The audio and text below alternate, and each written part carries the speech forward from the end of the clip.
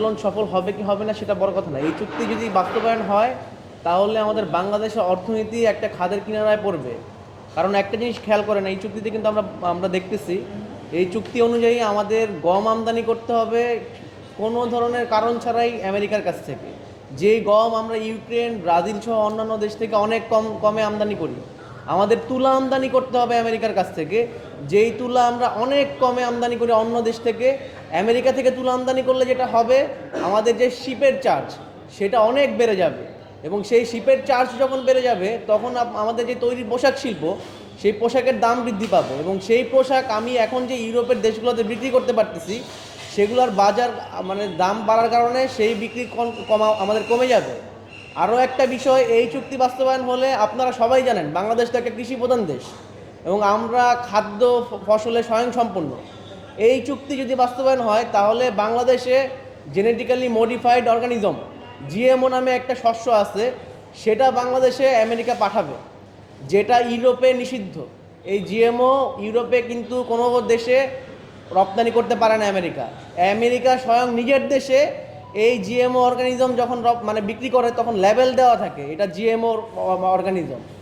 কিন্তু বাংলাদেশের মার্কেটে এটা আসবে, আপনি বুঝতে পারবেন না আপনি কোন সবজি খাচ্ছেন, জিএমও খাচ্ছেন নাকি বাংলাদেশে তৈরি সবজি খাচ্ছেন, এবং সেটা আপনি যে আমেরিকা থেকে যে আমদানি হবে সেটা আপনি পরীক্ষাও করতে পারবেন না। বসুন্ধরা ডায়াপেন্ট এখন আরো উন্নত। এই হট এয়ার থ্রো টপশিট দ্রুত শোষণ করে সোনামণিকে দেয় কোমল অনুভূতি। আরও আরও সবচেয়ে ভয়ঙ্কর ব্যাপার যেটা গত কয়েকদিন আগে কিন্তু আমরা খেয়াল করলাম যে আমাদের তেল আমদানির জন্য রাশিয়া থেকে অনুমতি নেওয়া লাগলো আমেরিকা থেকে। এই যে আপনার একটা পরনির্ভরশীল যে চুক্তি, সেই চুক্তি আমাদের অর্থনীতির একেবারে ধস নামাবে কৃষিখাতে। আর একটা গুরুত্বপূর্ণ কারণে আমাদের বাংলাদেশে তো গরুর মাংসের জন্য আমাদের অনেক চাহিদা আছে। এই গরুর মাংস বাংলাদেশে আমেরিকা রপ্তানি করবে। কার গরুর মাংস? ইন্ডিয়ান গরুর মাংস।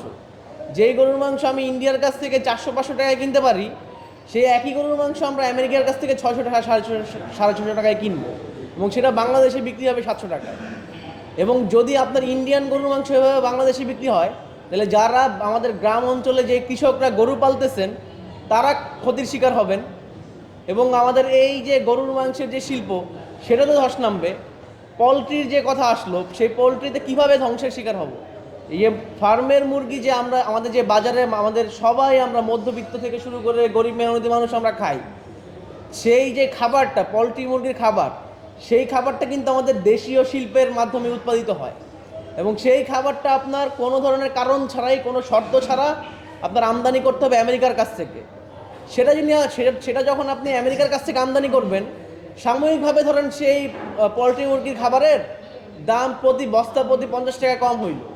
সেই 50 টাকা কমে যখন ব্যবসায়ীরা ওই খাবারের প্রতি ঝুঁকে যাবে, তখন আপনার দেশীয় ব্যবসায়ী যারা আছে তারা কিন্তু নিঃস্ব হবে, এবং পরে যখন এই বাজারটা আমেরিকান পোলট্রি মুরগির খাবার দখল করবে, পরে আমেরিকা আস্তে আস্তে বাজার দখল করে এটা দাম বাড়াইতে থাকবে। আমাদের এখানে এই ওষুধের দাম বাড়বে, ইনসুলিনের দাম বাড়বে, ওষুধের দাম বাড়বে, মানে প্রত্যেকটা পণ্যে কৃষি খাতে, শিল্প খাতে যেই ধরনের ইম্প্যাক্ট আমাদের এই দেশে পড়বে, সেটা আমাদের বাংলাদেশের মানুষজনের যে ব্যয়, সেই ব্যয় প্রচণ্ড পরিমাণে বাড়ায় দিবে, এবং মানুষজনের আয় কিন্তু বাড়ার কোনো স্কোপ আমরা এখনও দেখতেছি না। তার মানে আমরা একটা ভয়ঙ্কর ধরনের অর্থনৈতিক সংকটের দিকে পড়ব। অলরেডি আমরা একটা জ্বালানি সংকটের ভিতরে আছি। এর মধ্যে যদি এই চুক্তি বাস্তবায়ন হয় তাহলে আরেকটা ভয়ঙ্কর ধরনের অর্থনৈতিক সংকটের দিকে পড়ব। সবচেয়ে বড় কথা, যেই আমেরিকা মধ্যপ্রাচ্য সহ সারা বিশ্বব্যাপী যুদ্ধ বজায় রাখতেছে, যে আমেরিকা এখন একটা বিশ্ব গুন্ডাতন্ত্রের একটা প্রবক্তা, একটা সাম্রাজ্যবাদী শক্তি, ইরানে নৃশংসভাবে গণহত্যা চালাচ্ছে, ফিলিস্তিনে গণহত্যা চালাচ্ছে, সেই আমেরিকার তাবেদারি বাংলাদেশ কেন করবে? বাংলাদেশের যে আমেরিকা বাংলাদেশের জন্ম হোক সেটাই চায় নাই, সেই আমেরিকার সাথে আমার এই নতজানু পররাষ্ট্রনীতি, নতজানু একটা চুক্তি, দাসত্বের একটা চুক্তি কেন করতে হবে? সেটা তো গোলামির চুক্তি ছাড়া কিছুই না। আপনি দেখেন ডক্টর ইউনুস এবং খলিল, তারা নিউমোরিং টার্মিনাল দিতে চেয়েছে আমেরিকার কাছে, একটা ডিবি ওয়ার্ল্ড, যেটা মানে দুবাই ভিত্তিক কিন্তু পরিচালনা করে আমেরিকা।